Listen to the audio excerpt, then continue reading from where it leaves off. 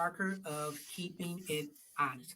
And speaking of honest, we have on the program Mr. Eric Meyer. How you doing today? Just fine, Anthony. Getting So, along.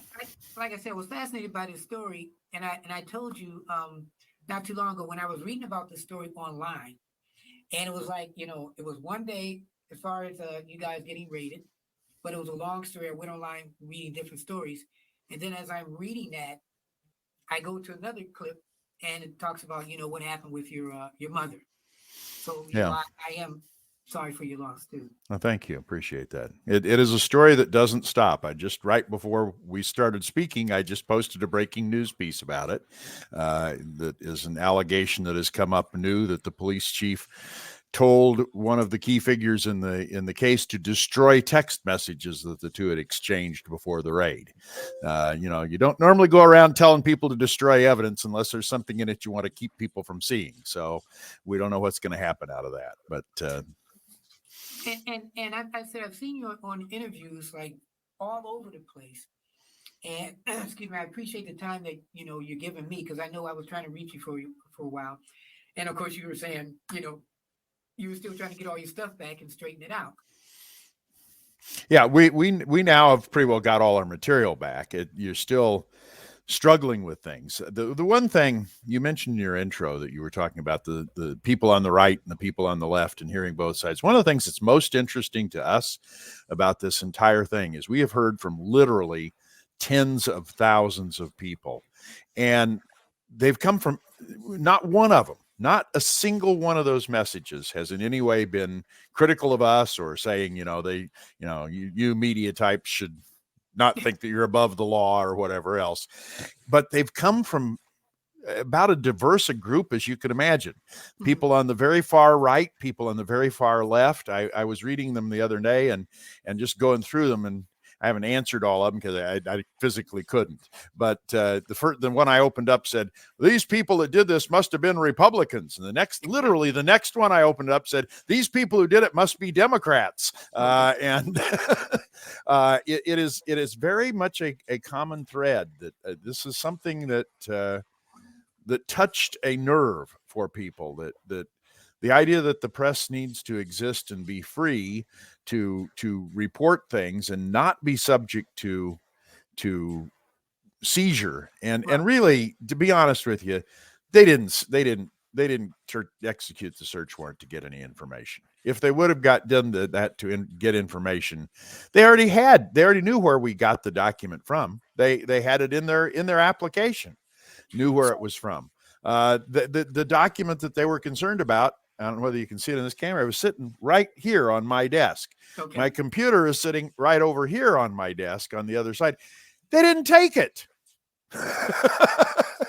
I mean, but what they did do was show up in huge numbers.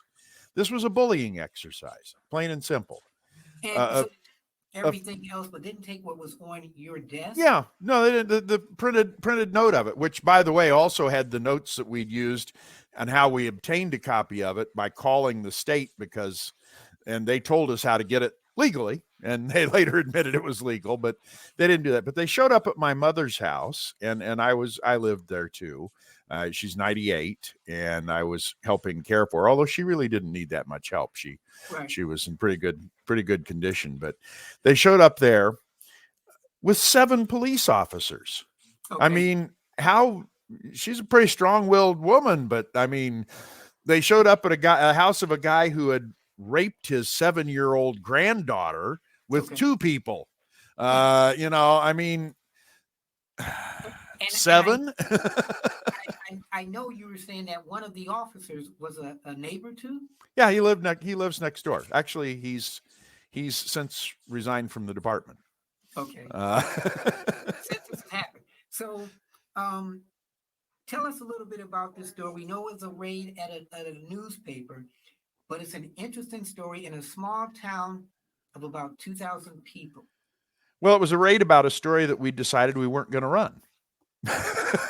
That even makes it more interesting because we had gotten a leak that a local restaurant owner was driving illegally, that she had a conviction for drunken driving more than a decade ago. Mhm. that she'd gotten a diversion agreement from, but never fulfilled the terms of the diversion agreement and just continued to drive by not having a license. Okay. And we were a little suspicious of the document, and we checked out to make sure that it was a legitimate document. And that was the copy that was sitting on my desk, was the original that was given to us. And we found that, yes, indeed, you could obtain this document from a state website, a public website, Right. where you're supposed to. And we looked at it, and then we found out that really what was going on was she was getting a divorce from her husband, and they were arguing over who should keep their cars. And the husband's contention was he should get all of them because he was the only one who had a valid driver's license and she shouldn't. And she was trying to clean up her driver's license. And we said to ourselves, you know, this is not news. This is bickering in a divorce case. We don't see that there's a story in it. But the source who gave us the information also alleged that local police were fully aware of the fact that she was driving illegally and weren't doing anything about it. Okay. And so we thought we should notify the police of that. And we told them, we sent them a note saying what we knew, and saying we weren't going to run a story, but if you wanted any additional, and we don't think there's anything to do with this, Mhm. but if you want anything else, give us a call. They never called. Simultaneously, the vice mayor also received the same document from the same source. Okay. And she had brought into question, the restaurant owner was trying to get a liquor license. Right. And she had sent a note off to the city administrator saying, maybe we should have the police check this out. If she doesn't really she's got this old DUI. I don't know what it means, but the police could look at it. Right. Neither she nor we heard back from the police at all on this. But a week later, they show up at our office and her home and my mother's home in this massive coordinated raid that the police had bragged about would be the largest raid in the history of Marion, Kansas. They called in extra off-duty officers. They called in state fire marshals who can fill in as police officers. Wow. So that they had enough people to go to these 3 houses simultaneously.